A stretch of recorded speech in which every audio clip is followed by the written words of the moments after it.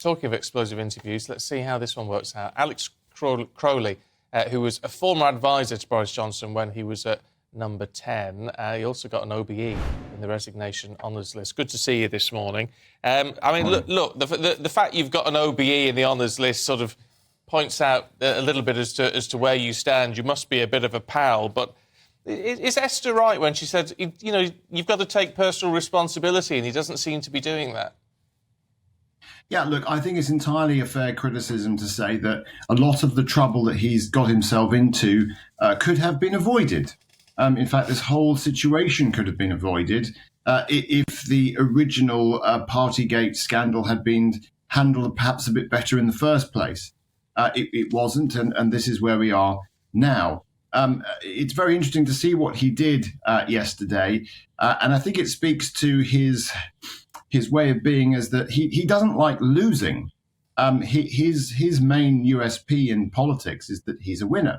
And so faced with the prospect of perhaps fighting a by-election, perhaps losing a by-election, definitely doesn't fit into the brand. And so we've seen him do this a few times in his career. We saw him do it earlier in the year. We saw him do it in 2016. When he thinks he can't win, he prefers the tactical retreat.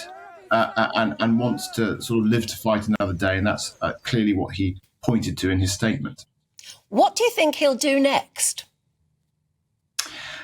Well, obviously he'll want to lie low for a bit, I would have thought. It does depend on what the Standards Committee report actually says. I assume they will now publish it.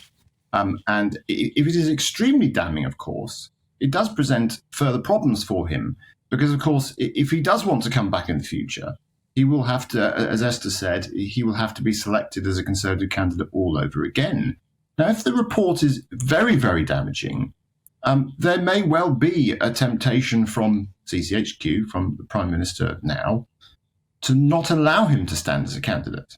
And that, of course, could lead to a whole other series of events.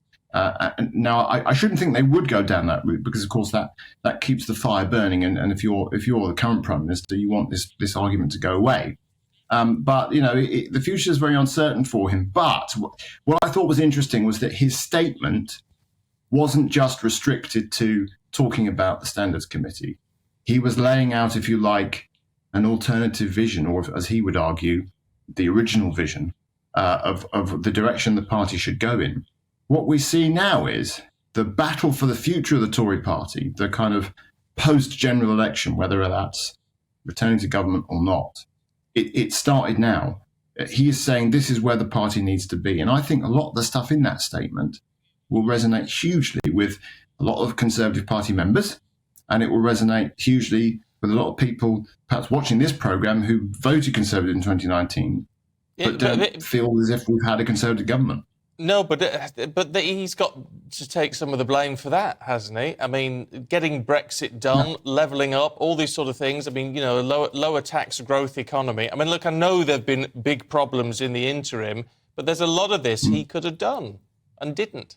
Yeah, and I think that's a fair criticism too. I think particularly when he talks about tax, when he talks about building more homes, these were things that happened on his watch while he was in government. Now, he may well argue that his hands were somewhat tied during that period. He may well argue that it was the Treasury who was stopping him from doing these things. I think that I think you can only take that so far. Obviously, when you're Prime Minister, you, at the end of the day, get the final say. And so, yes, there is a little bit of a problem with that. But if you like, he's very good at the broad brushstrokes, building the bigger picture. And the broader picture that he paints there is one, I think, that taps into the frustrations of a lot of Conservatives. And that is very clearly where he's going to set out his stall if he has an opportunity to come back. And it is an if.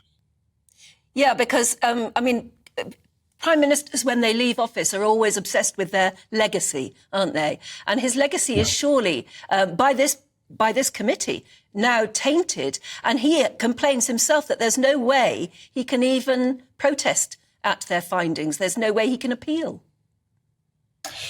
No, and of course, he is right in the sense that this has been painted as some kind of judicial process, there's some kind of cause, there's some kind of legal process. And of course it's not, it's a political process. Anything that happens ultimately in the House of Commons is a political process, and it is subject to the ordinary laws of politics. And his argument would be that it is a partisan committee in part. There are Conservative MPs on it, clearly, and he's obviously quite upset with them too. But I think his point about the chair of the committee being a noted opponent of his and having indeed appeared to have prejudged the outcome, I think is a fair criticism, and it shows that it is a political process. And I think that's what he's complaining about.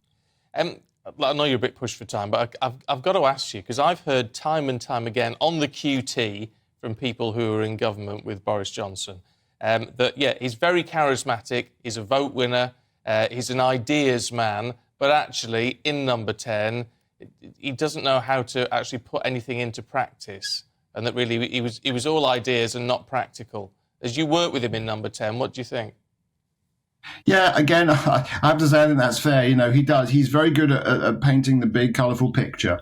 But I don't think anyone would accuse him of being the greatest of managers. And I think his best time was actually as Mayor of London, where he was able to construct a team that could take care of the details.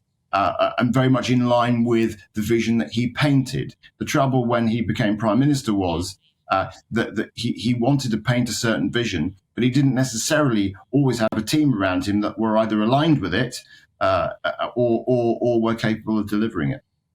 Alex Crowley, really good to see you. Thanks very much indeed.